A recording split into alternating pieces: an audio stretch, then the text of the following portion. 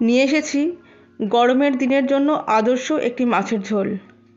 গরমের দিনে যখন তেমন কিছু খেতে ভালো লাগে না, যখন বেশি তেল মশলা শরীরে আমাদের সহ্য হয় না, ঠিক তখনই এই মাছের ঝোলটি বানালে কিন্তু শরীরের জন্য ভীষণ ভালো এবং খেতেও অপূর্ব।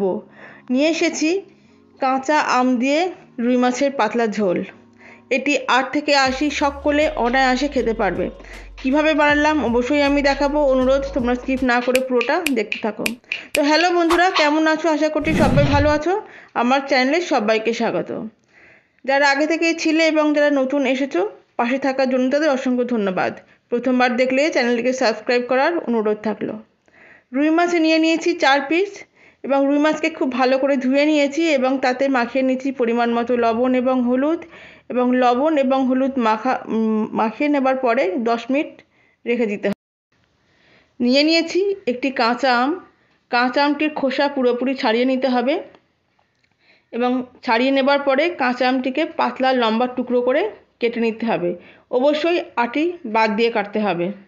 তো দেখো পাতলা লম্বা করে আমি কেটে নিচ্ছি, অবশ্যই আটিটাকে ফেলে দিতে হবে। ঠিক এরকম লম্বা করেই কেটে নিতে হবে এবং কাটার পরে পারলে জলে ফেললে ভালো হয়, কেননা কাঁচা আমে যদি কষ থাকে তাহলে সেটি জলের মধ্যে মিশে যাবে এবং কষটি কমে যাবে এবং তাতে কিন্তু স্বাদটাও বাড়বে, আমাদের খেতেও ভালো লাগবে। তো 10 মিনিট হয়ে গেছে, কড়াইতে দিয়ে দিয়েছি সর্ষের তেল। তেলটি খুব ভালো করে গরম হয়ে গেছে এবং এখন দিয়ে দিচ্ছি তাতে লবণ হলুদ মাখানো মাছগুলি দিয়ে দুই পিঠই ভালো করে ভেজে নিতে হবে। তবে একটি পিঠ একটু ধৈর্য ধরে ভাজতে হবে। তবে এইখানে অবশ্যই তেলটি ভালো করে গরম হবার পরেই মাছটি দিতে হবে, তাহলে মাছটি তলায় লেগে যাবে না এবং মাছটি কিন্তু খুব কড়া করে এখানে ভাজার কোনো প্রয়োজনই নেই। ঠিক একটা পিঠ হালকা হালকা করে ভেজে নিলেই যথেষ্ট এবং দেখতে দেখতে ভাজাটা হয়ে গেল এবং আমি তুলে নিলাম। এখানে কড়াইতে যে পরিমাণ তেল ছিল সেখানে আমি আর কোনো তেল যোগ করিনি। ওই তেলেই দিয়ে দিলাম 1 চামচ কালো জিরে এবং একটি চেরা কাঁচা লঙ্কা দিয়ে 10 সেকেন্ড মতো একটু নাড়িয়ে নিলাম। দিয়ে দিলাম একটি মাঝারি আকারের আলুকে লম্বা টুকরো করে কেটে। আলুটা দিয়ে 3-4 মিনিট একটু সাঁতলে নেব এবং এই সাঁতলে নেবার মাঝেই তাতে এক করে যোগ করে নেব লবণ এবং হলুদ। তো দেখতে দেখতে মিনিট 2 হয়ে গেছে এবং এরপরে আমি লবণ এবং হলুদটা দিয়ে দিচ্ছি এবং লবণ হলুদটা দেবার পরে অবশ্যই একটুখানি সাঁতলে নিতে হবে।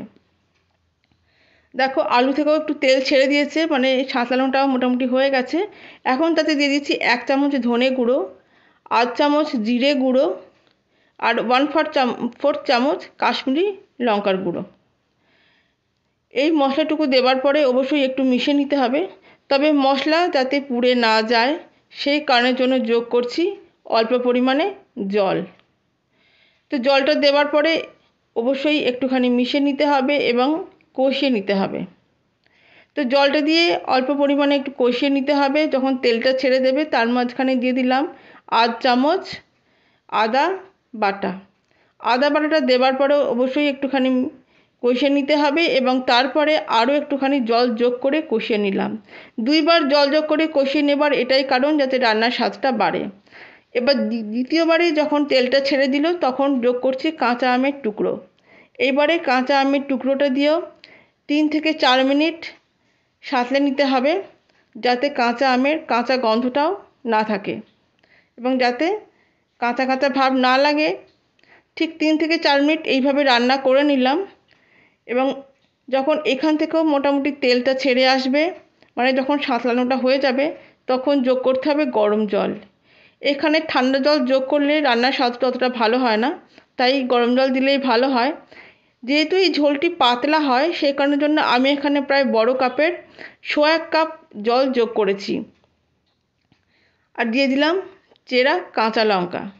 এখন গ্যাসের ফ্লেমটাকে হাই করে দিয়েছি এবং এখন পরিমাণ মতো লবণ দিয়ে দিলাম এবং এখন আবার আঁচটাকে মাঝারি করে 7 থেকে 8 মিনিট কুক করতে দিলাম। 7-8 মিনিট পরে আমি ঢাকাটা খুলছি। তো ঢাকাটা খুলে প্রথমেই যেটা করতে হবে সেটা দেখতে হবে যে আলু এবং কাঁচা আমটি পুরোপুরি সিদ্ধ হয়েছে কিনা। যদি এখানে সিদ্ধ তখনও পুরোপুরি না হয়ে থাকে সেক্ষেত্রে আরও 1 থেকে 2 মিনিট কুক করে নিতে হবে। তবে না, এইখানে সিদ্ধ হয়ে গেছে, তাই এবারে যোগ করলাম ভাজা মাছ। তো ভাজা মাছটা দেওয়ার পরে গ্যাসের ফ্লেমটাকে হাই করে দিয়েছি এবং এখন প্রায় মিনিট 3 ফুটিয়ে নেব। এর মাঝে দিয়ে দিচ্ছি হাতের কাছে থাকা একটু ধনেপাতা। যদি হাতের কাছে ধনেপাতা থাকে তাহলে দিলে খেতে ভালো লাগবে। ঠিক মিনিট 3 এইভাবে ফুটিয়ে নিলাম। 3 মিনিট মোটামুটি হয়ে গেছে।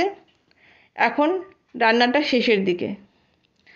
এখন গ্যাসটিকে বন্ধ করে দেব এবং অবশ্যই ঢাকা দিয়ে দেব এবং স্ট্যান্ডিং টাইমে রেখে দেব 5 মিনিটের জন্য।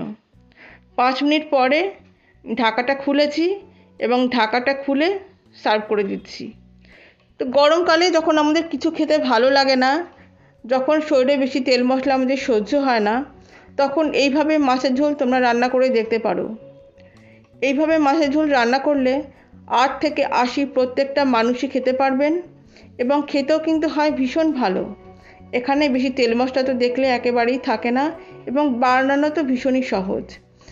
তো তোমরাও এইভাবে বানিয়ে দেখো এবং কেমন লাগলো অবশ্যই কমেন্ট করে জানিও।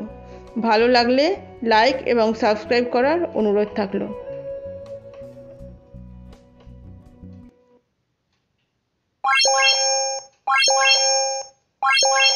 পাশে রাখা বেল আইকনটা প্রেস করতে ভুলো না। দেখার জন্য রইল অসংখ্য ধন্যবাদ। সবাই ভালো থেকো, আবার ফিরে আসবো।